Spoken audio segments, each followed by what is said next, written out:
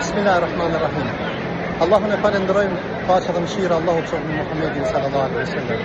Nga mirësitë e shumta që Allahu na ka dhuru që ne në zemrat tona të mbjellim dashurinë për atë që meriton ai është Allahu.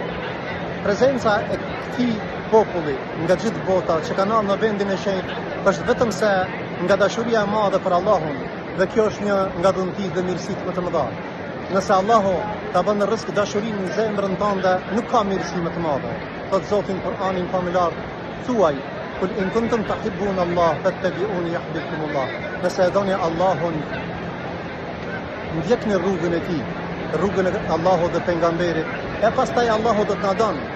E pastaj u yaghfir lakum dhunubakum, e pastaj madhnia Allahut subhanahu wa taala, nëse e dojmë Allahun, Allahu na don, pastaj Allahu na fal. Wa man yuti Allaha wa rasulahu.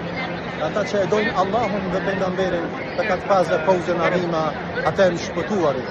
E lusim Allahun e madh që Allah ta mbjell dashurinë në zemrat tona, ta ndjekim rrugën e tij dhe të Muhamedit alayhis salam. Allahu të na fal, Allahu të na don, Allahu të na mëshiron dhe në xhennet al-firdaus Allahu të na bashkon. Assalamu alaikum wa rahmatullah.